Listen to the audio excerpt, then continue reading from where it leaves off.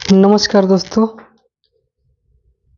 एक बार फिर हमारे channel my education for my society में आपका स्वागत है। आज हम भारत की राज्य व्यवस्था के अंतर्गत आज हम पढ़ने वाले हैं भारत में संवैधानिक विकास। हम ये देखेंगे कि भारत के संविधान का निर्माण कैसे हुआ, किन परिस्थितियों से हुआ। तो ये देखेंगे कि भारत का संवैधानिक विकास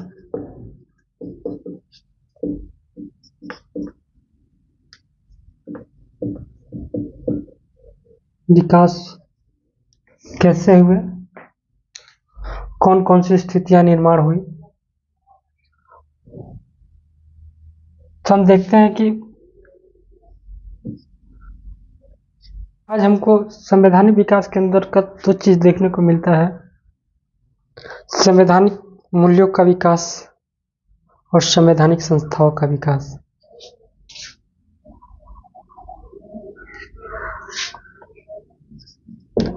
संवैधानिक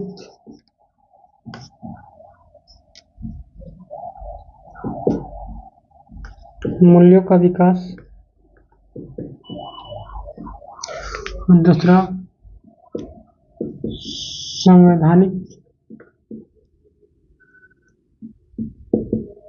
संस्थाओं का विकास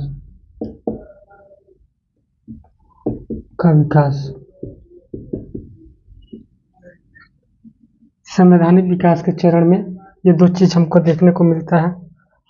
पहला, लोकतंत्र,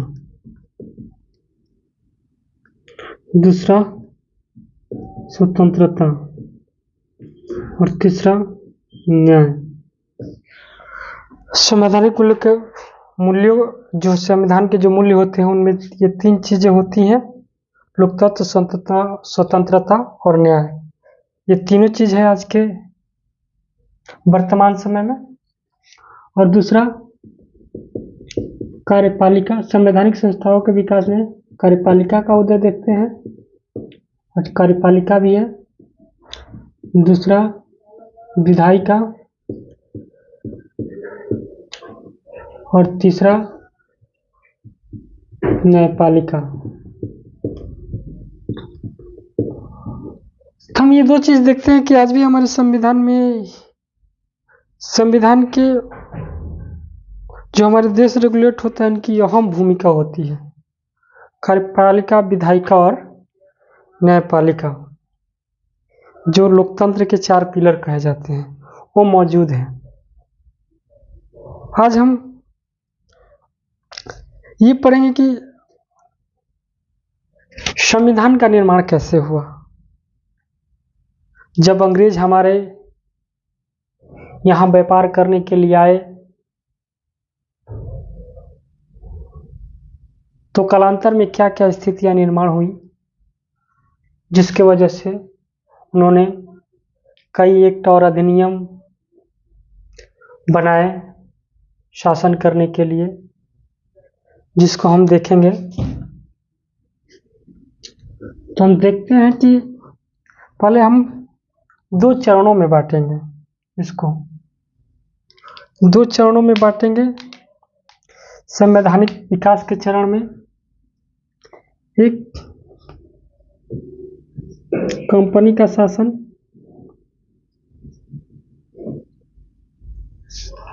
दूसरा ब्रिटिश क्राउन या ताज।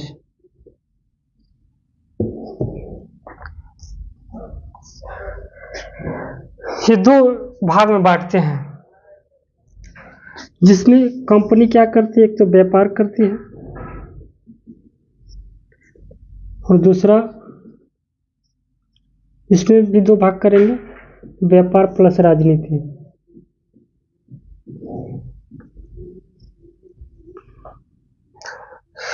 तो व्यापार कब से कब तक होता है? 1600 से लेकर के 1765 तक ये कंपनी क्या करती है, व्यापार करती है। अभी ये इसका राजनीतिक हस्तक्षेप कुछ भी नहीं है, लेकिन ये 1765 से लेकर के 1857 तक व्यापार और राजनीति दोनों करती है। इसको हम देखने का प्रयास करेंगे। और ब्रिटिश क्राउन का शासन कब आता है 1858 से लेकर के 1947 तक। हम इतने भाग में डिवाइड कर लिए। व्यापार जब 1600 से लेकर के 1765 तक जब व्यापार होता है तो उसमें 2 एक्ट लाए जाते हैं। एक चार्टर एक्ट कहते हैं जिसे, चार्टर एक्ट 1600, और एक चार्टर एक्ट 1726। लेकिन इनके द्वारा हमारे संवैधानिक विकास में इनका कोई अहम रोल नहीं है, क्योंकि ये जो भी नियम बनाए गए थे ये सिर्फ कंपनी के लिए बनाए गए थे, या भारत के लोगों के लिए कानून नहीं बनाए गए थे। लेकिन 1765 से लेकर के 1857 में, लेकिन इतने बीचों में एक घटना घटती है जिसको हम देखेंगे कि 1757 में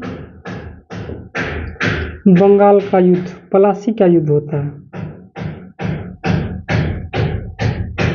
प्लासी का युद्ध, और ये जीत जाते हैं।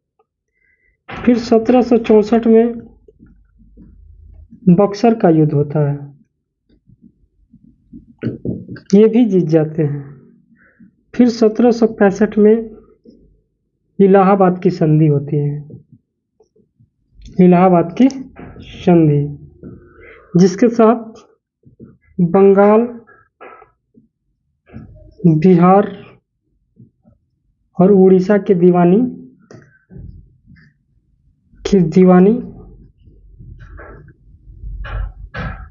मिल जाती हैं। जब ये हरा देते हैं 1764 में बक्सर के युद्ध में, जो 3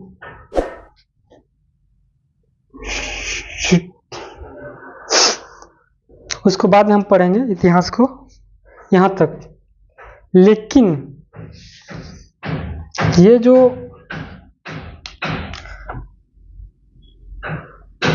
1765 से लेकर के 1757 तक जो बदलाव हुए, जो नियम बने, जो कानून बने, तो इसमें लगभग 8 कानून बना। पहला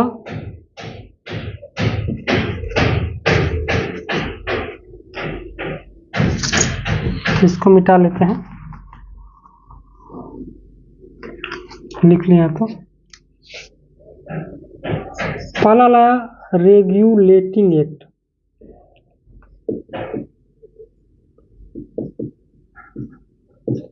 सत्रह 1773। दूसरा एक्ट ऑफ सेटलमेंट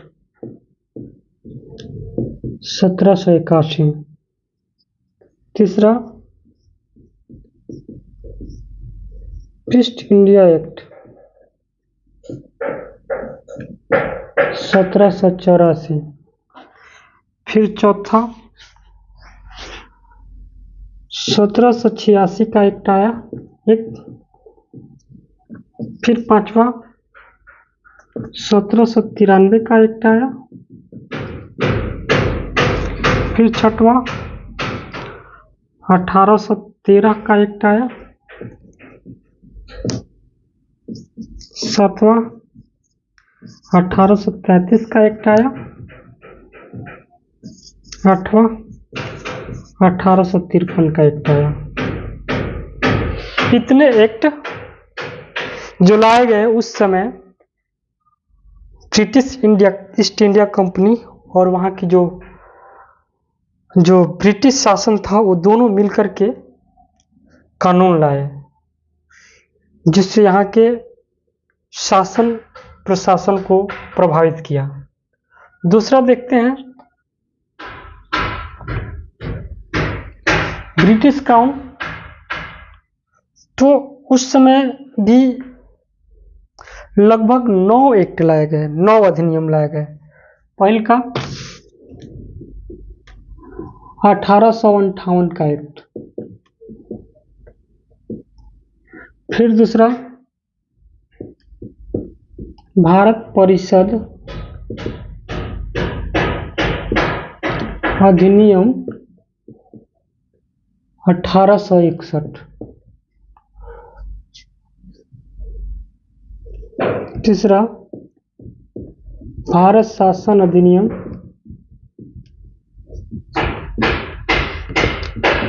1873, फिर चौथा भारत शासन अधिनियम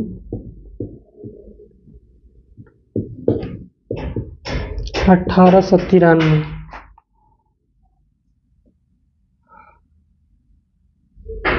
सॉरी 1876, फिर पांचवा भारत शासन अधिनियम 1892,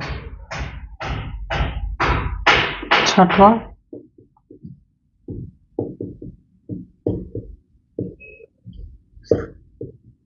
अठारह सौ 9 भारत शासन अधिनियम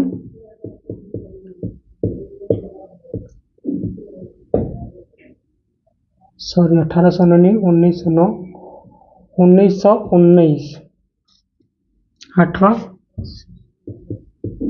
भारत शासन अधिनियम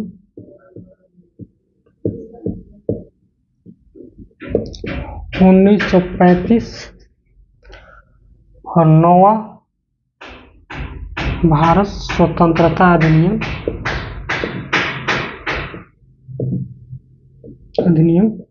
1947। तो भारतीय संवैधानिक चरण में हम 2 भागों में बांटे, कंपनी का शासन और ब्रिटिश क्राउन का शासन।